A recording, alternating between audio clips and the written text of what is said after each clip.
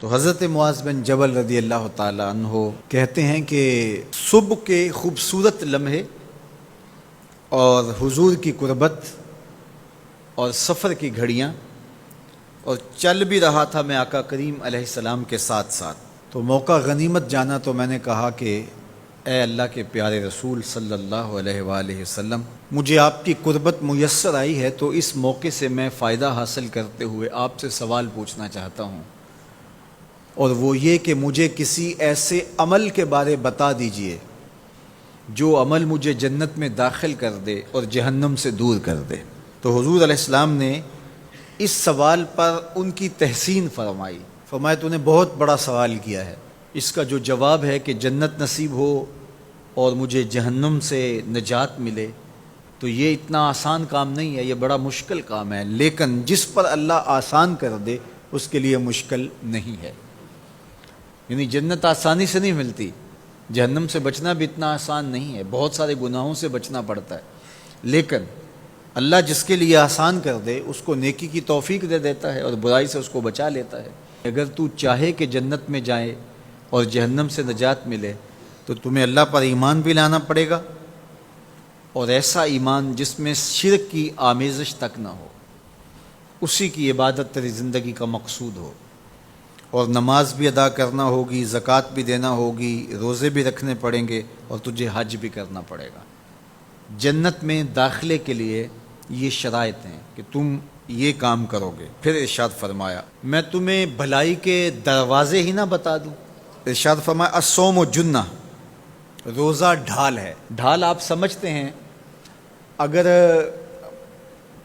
آپ لوگوں نے ڈھال نہیں دیکھی ہوئی تو آج کے زمانے کے اندر تو سب لوگوں نے جو ہے وہ ڈھال دیکھ لی ہے، چونکہ اس وقت ترکی نے اس طرح سے اپنے کلچر کو اور اپنی تہذیب کو جدید ذرائع ابلاغ کے ذریعے لوگوں تک پہنچایا ہے کہ اب 800-700 سالہ پرانی چیزیں بھی ہمارے سامنے آ گئی ہیں، ورنہ ہم یہ باتیں کیا کرتے تھے تو لوگ ان باتوں کو سمجھا نہیں کرتے تھے، چونکہ اس کا کوئی نمونہ اور شکل موجود نہیں تھی۔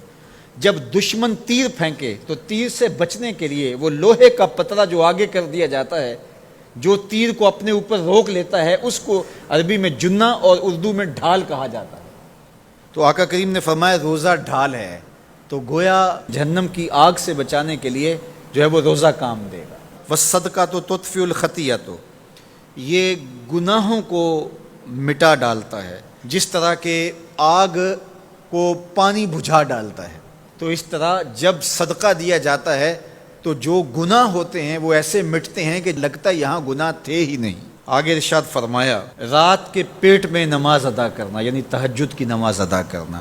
پھر حضور علیہ الصلوۃ والسلام نے یہ آیت پڑھی تتجافی جنوبہم عن المضاجع، ان کی کروٹیں بستروں سے الگ رہتی ہیں، خوف اور طمع میں وہ اللہ کو پکارتے ہیں اور وہ رات کو جاگتے ہیں، ان کی کروٹیں بستروں سے الگ رہتی ہیں، حتی بلغ یعملون، یہ آیت پڑھتے ہوئے آخر تک حضور نے تلاوت فرمائی۔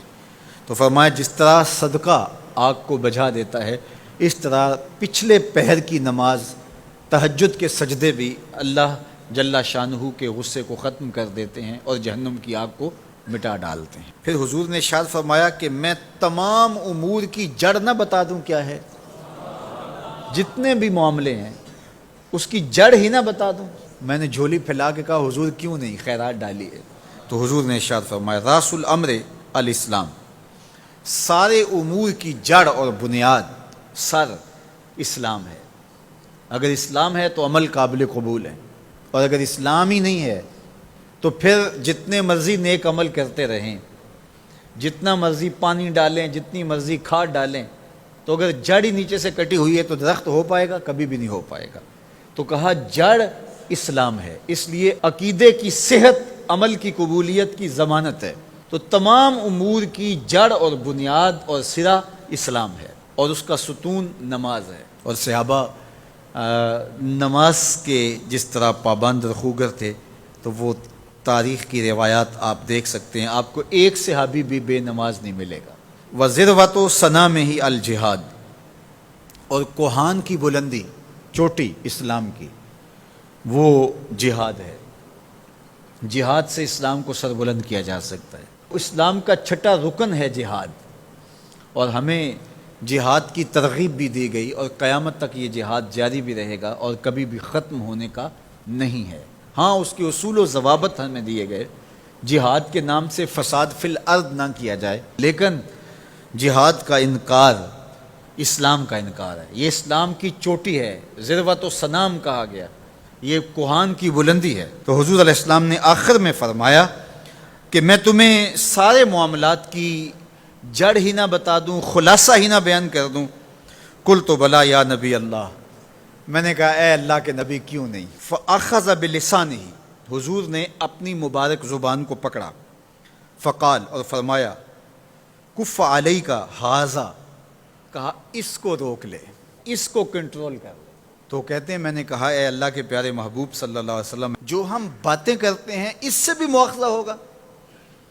یعنی عمل پر تو پکڑ ہوگی، لیکن جو ہم زبان سے بات نکال دیتے ہیں تو کیا اس بات پر بھی مواخذہ ہوگا؟ تو حضور علیہ السلام نے ارشاد فرمایا کہ لوگ منہوں کے بل یا ٹھوڑیوں کے بل جہنم میں ڈالے جائیں گے، یہ ان کے بولے ہوئے بولوں کی وجہ سے ہوگا، ان کی زبان کی کمائی کی وجہ سے ہوگا۔ تو اپنی زبان کی حفاظت کرو تو جنت کا داخلہ مل جائے گا۔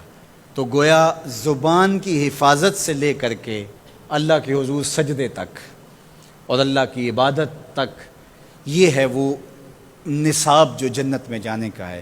اللہ ہم سب کو 5 گانہ باجماعت نماز کی توفیق دے، اللہ ہمیں توفیق حج کی نصیب کرے، اللہ ہمیں رمضان المبارک کے روزے رکھنے کی توفیقات سے مالا مال کرے، اللہ اپنی راہ میں جد و جہد اور جہاد کی توفیق سے مالا مال کرے، اور اللہ ہمیں ہماری زبان کی حفاظت کی توفیق دے تاکہ ہم خیر کی راہوں کے مسافر رہیں۔